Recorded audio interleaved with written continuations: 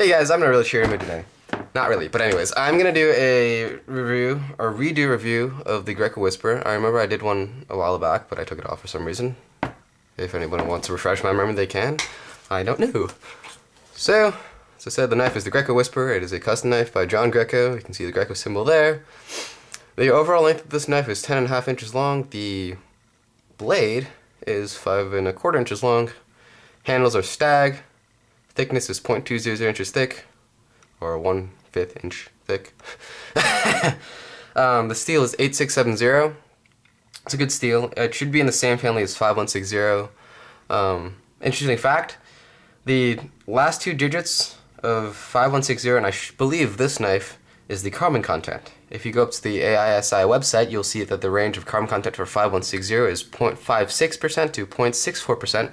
So approximately, or right in the middle, is 0.60. So I'm guessing this knife has a carbon content of 0.70, just a guess. So range is 0.64 to, 0.66 to 0.74. Just a guess.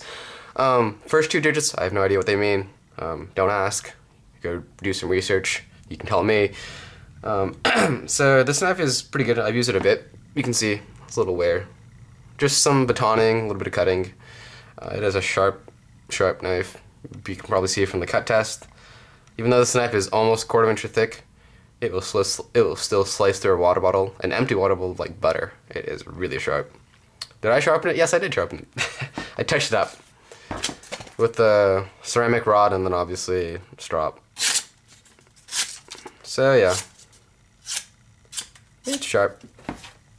I was doing some previous cutting before. Now you can see this is a dedicated fighter with a double handguard. John Greco states that this is a dedicated fighter, and it is a dedicated fighter. Sorry for restating the obvious over and over again. But it can be used for a bushcraft knife. I talked to John Greco about replacing my my EDC. Actually, no, it wasn't my EDC because I had to get it reground. I broke the tip off, and I was asking him if he could do some crazy scanny grinds or anything like that. But he basically told me that any knife that he makes should be as versatile as possible.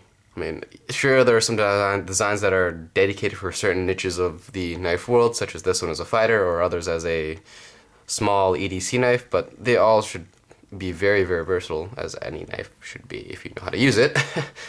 But yeah, it is a good bushcraft knife without the handguard, without the top handguard, that is. I remember that he did make one that didn't have this, which I would like to have, but can't seem to find one of those. But it is still a nice knife. I really like it. You can see the handles here. They're a stag. Really comfy.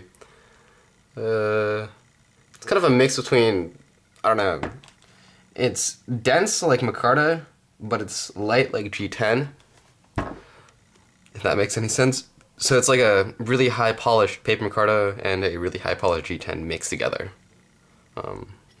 It's really nice. I like it. It is really comfortable. You can see the design is very reminiscent of the Maravis, including the butt end of the knife. Sort of design there, which is obviously a thinner profile. It is still a really comfortable knife to use, and yes, there you go, thrusting, woohoo, as it should be. But it can still be used for a bushcraft knife if you know the various techniques that can avoid the handguard, such as the chest lever, the knee lever as I call it. The chest lever technique is basically you put it against your chest, and you have basically what you're carving, and you use your trapezius muscles or your back muscle, and you pull back. And obviously that will prevent you from getting carpal tunnel syndrome if you keep on cutting like this, if you push cut like that. I have gotten it from doing that, from over cutting like this, using my hand and push cutting like that, and it hurts like a bitch. So use other techniques, be smarter, and get around the handguard. Other than that, this is a really sharp knife. You can probably, did I just state that again? Yes, I did. You can probably see it from the bottle cut test. It is a really sharp knife. So yeah, onto the sheath. The sheath is custom made by John Greco himself.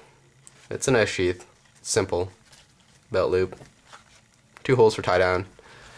It fits really snugly as this is custom. the two hand guards right here stop knife from going any further, and there's a button, and voila! Very, very classy looking knife, I'd say. Reminiscent of like old Western knives, I guess, which is, I believe, his influence. Greco's influence. He has a lot of knives that really resemble old Western style knives with like coffin style handles or antler stag handles and stuff like that. Blade design, deep clip points. He has some really cool stuff. You go check it out. Just grecoKnives.com. So, anyways, that's the review. Hope you guys enjoyed. And update. I'm getting a couple of new items, hopefully within this week, and I will be doing a review on those soon. And no Gino Dad, I have not forgotten, I will get a bit of what I carry for my 2 to 3 day hikes, or treks, what do you like to call them. So yeah, tune in for more.